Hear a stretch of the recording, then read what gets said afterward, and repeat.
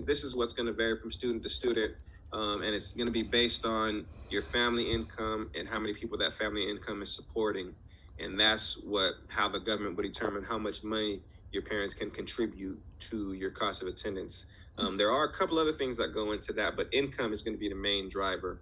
But if your parents have a lot of assets, like a lot of houses, maybe rental properties, or a lot of money in the savings account, that's something that can kind of raise the student aid index for the student. But there are different ways to kind of get around that, like depending on the type of account the money is in. You can kind of get by with different kind of situations, but that's basically what it is: family income, how many people the income is supporting, and that's what's going to go into that student aid index. Does this also include any educational funds? So yeah, like the 529 plan, right? The savings for college, that they will calculate that into the equation as well. So if your parents do have that type of account and they've saved money for your tuition, that will count against you, because they're thinking, okay, these parents have been responsible. They've saved money for their students' college, so they're not as dependent on financial aid from the government, right? Because they've been able to kind of take care of things on their own. So that does count the same way. Now, there are different ways around that type of situation. If the account is maybe in a grandparent's name, right, or something along those lines, then you can get away with not reporting that income. But a couple of different tricks here that we can keep in our Zoom meeting. But yeah, there are different ways to kind of get stuff done. Now, we had a question about, Benjamin asked the question about cost of attendance, if it's standard. And again, this gives you an idea of what that looks like in terms of the different costs of attendance.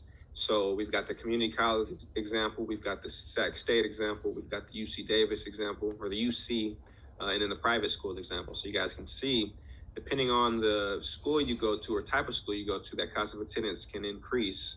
So private schools are typically the most expensive school to go to, and then your UCs, then your CSUs, and then your community colleges. But again, notice that student aid index, regardless of what school you go to, doesn't change, because that's not determined by the school, that's determined by the student or family income, right? And then you break those numbers down, and that gives you your financial need.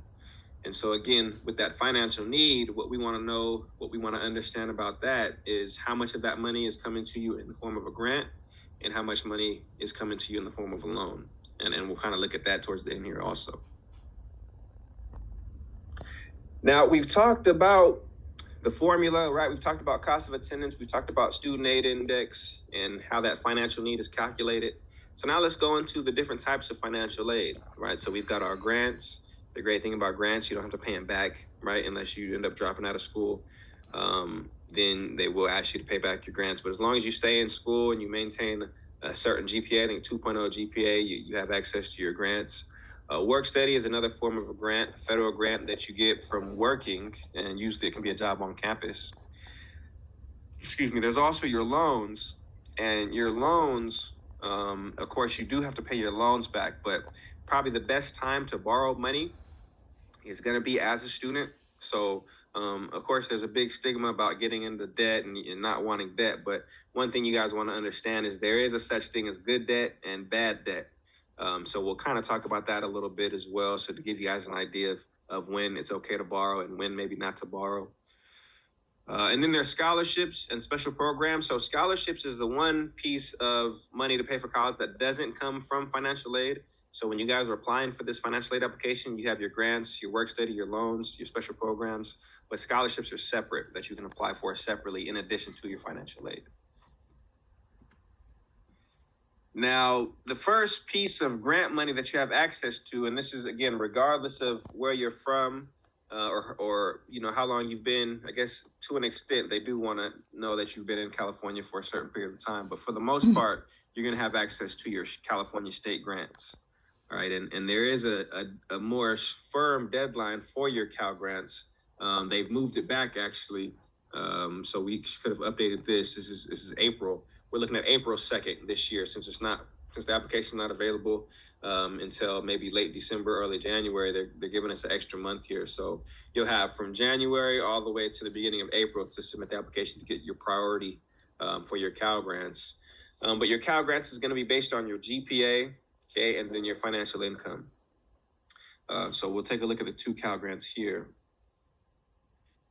We've got your Cal Grant 2, which is for your 2-year college, and then we've got your Cal Grant 4, which is for your 4-year college. So what they did with this Cal Grant 4, it used to be a 3.0 GPA minimum, but they brought the GPA down, which is a good thing because that means more students are going to be eligible GPA-wise. But also what they did was they brought down the income requirements. So now the income is a little bit lower than what it used to be. So more students are going to be eligible grade-wise, but maybe less students are going to be eligible income-wise. So it's kind of a give and take situation there. But for your Cal Grant 2, there's no GPA requirement, just like how there's no GPA requirement to go to the community college. And this amount will be in addition to your Promise Grant. So the Promise Grant we'll talk about here in a second will pay for your tuition as long as you're a full-time student. And this Cal Grant 2 will be in addition to your Promise Grant, which pays for your tuition. Now, one thing to keep in mind about these Cal Grants is you do have 4 years worth of eligibility. So, of course, sometimes it takes you a little longer than 4 years to get that undergraduate degree. So what we recommend to students in different situations is maybe if you're going to the community college, to forego that first year of a Cal Grant. That way, when you get into your second year, you still have access to 4 years.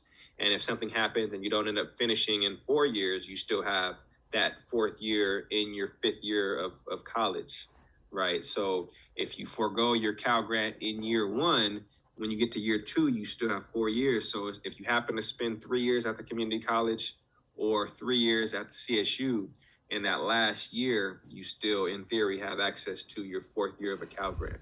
So that's something to keep in mind there. Now, with the Cal Grant 4, if you get that, that's going to pay for your tuition at the CSU, the UC, and a portion of your tuition at the private school.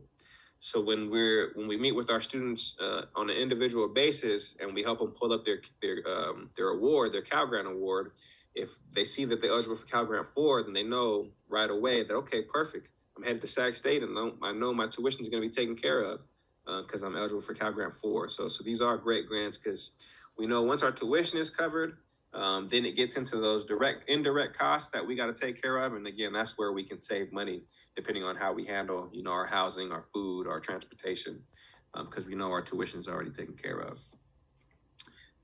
Now, one of the reasons why the majority of students will be eligible for some type of Cal Grant is because of this middle class scholarship, right? So this middle class scholarship they call it a scholarship, but it's really a California grant, state grant. And what it does is it raises the income ceiling for parents. So your parents can make over $200,000 a year, and you're still going to be eligible for the middle class scholarship. Now, of course, it's not going to cover your tuition, your full tuition like Cal Grant 4 will, but it'll cover a portion of your tuition between 10 and 40%, depending on how close you are to this $217,000 number. So regardless, again, if you're not eligible for Cal Grant 4, you still have an opportunity for the middle class scholarship, which will help pay for some of your tuition as well. For students headed to CSU or UC primarily. There are some bachelor degree programs at the community college. So basically, if you're working toward a bachelor's degree, if you're working on a bachelor's degree, then you're eligible for the middle class scholarship. And that's going to be your state grants. In terms of your federal grants, and again, this is where we can differentiate between your CADA application and your FAFSA. Your CADA, you're eligible for that Cal Grant 2, that Cal Grant 4, and that middle class scholarship. Your FAFSA, you're eligible for those 3 grants in addition to your federal grants. So here's an example of 2 federal grants that you're eligible for, the Pell Grant and the Federal Supplemental Educational Opportunity Grant. And you guys see these are annual numbers. So what happens is these numbers get broken in half, and you get 1 disbursement before the fall semester and 1 disbursement before the spring semester.